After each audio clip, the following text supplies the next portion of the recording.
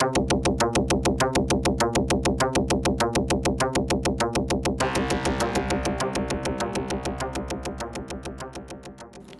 year was 2005. The world was introduced to Guitar Hero, America was in 50,000 wars, and a video sharing platform was born. That year would also see the beginning of the 7th generation of gaming. After the success of the original Xbox, gamers were eager to see what Microsoft had in store. Microsoft's response was a console so different from its predecessor that the only thing they had in common was a name. Hi, I'm Darby, and today we are going to be talking about the history of the Xbox 360. On May 12, 2005, during an MTV special, Microsoft unveiled the Xbox 360. Being the first console to come out during the 7th generation, the Xbox 360 was a stark contrast to the original Xbox. The console had a slim and minimalist design. The base model was white, similar to products like the iPod, and the inclusion of a removable hard drive simplified the process of adding storage to the console. During its life, the Xbox 360 received multiple redesigns which not only improved the aesthetics but also solved overheating problems in the original models. We will talk about this later in the video. The Xbox 360 launched on November 22, 2005. The new console launched with 22 games, one of the largest launch lineups of the 7th generation. Somewhat surprising considering that it came out a year ahead of its competition. For example, the PlayStation 3 launched with a catalog of only 14 games. Some of the most prominent launch titles were Quake 4, Need for Speed Most Wanted, Condemned Criminal Origins, and Call of Duty 2. The Xbox 360 sold 326,000 consoles in the US during its first 2 weeks on the market, and everything seemed to be going great until we hit a problem. Shortly after launch, a large number of consoles stopped working. This occurred because of bad hardware design that caused approximately 23.7% of units to fail. The console would overheat, causing the solder on the processor to separate from the Xbox 360's motherboard. This generated what would be called the red ring of death. This problem was fixed in later models. Unfortunately, my original Xbox 360 red ringed, which sucked because the original fat model had a charm that you won't find on slim models. Fortunately, by the time the Xbox 360e arrived, the problem had been solved and I was able to play my favorite games again. This issue prompted Microsoft to extend the warranty on Xbox 360 from 1 to 3 years. And here Microsoft delivered. They fixed and replaced consoles with this problem without charging customers.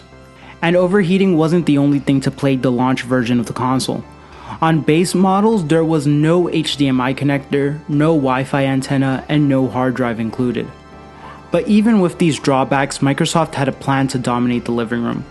At first, the Xbox 360 was outselling the PlayStation 3. The PlayStation 3 was just too high for consumers who could easily buy a Wii and Xbox 360 for almost the same price.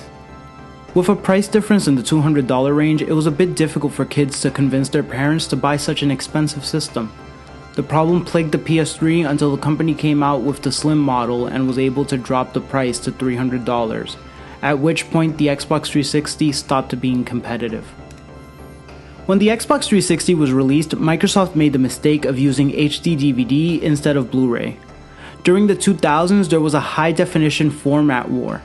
It was Blu-ray versus HD DVD, the latter being a failure and being discontinued from sale. This stumble was not in vain, however. Microsoft learned a lesson and decided to support the new boom in streaming services.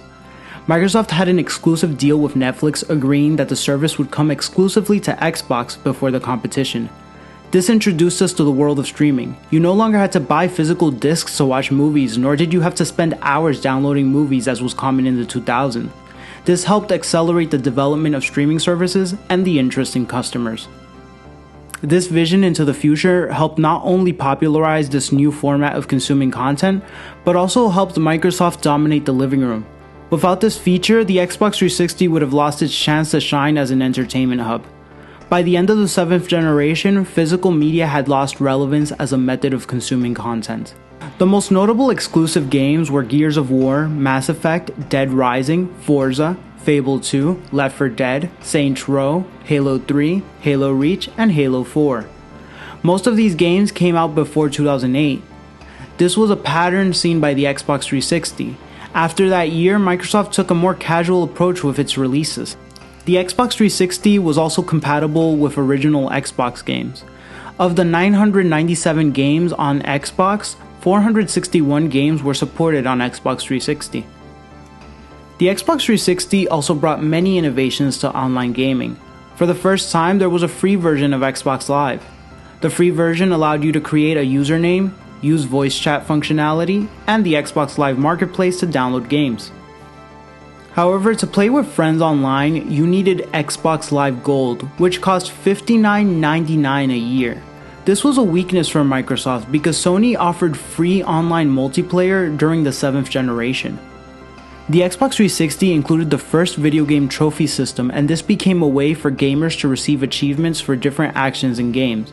For example, for shooting an enemy in the head, you would receive a trophy. The Xbox 360 received 4 major updates. These revisions added new functionalities such as access to Netflix, the inclusion of avatars, a web browser, and support for Kinect.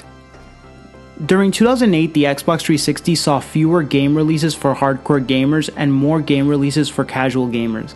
I call this the Wii Effect.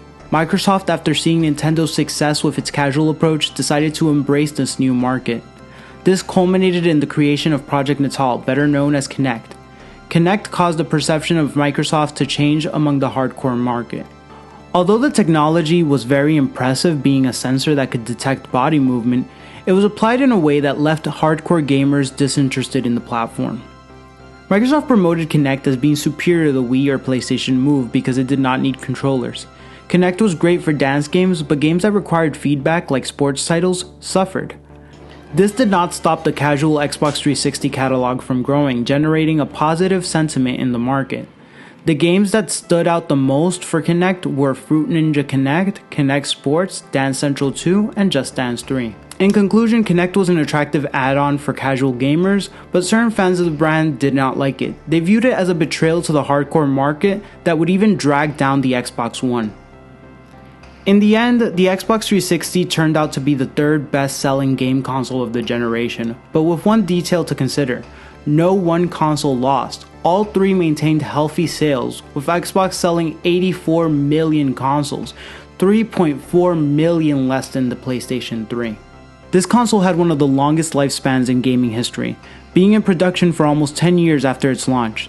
The success of the Xbox 360 cemented Microsoft as a formal competitor to Sony. Microsoft took what they learned from the original Xbox and developed a platform that brought many advancements that we still use today. Thank you for watching this video. If you enjoyed it, please remember to like, subscribe, share the video, and comment. If you like this video format, please let me know and suggest topics. Thank you and bye.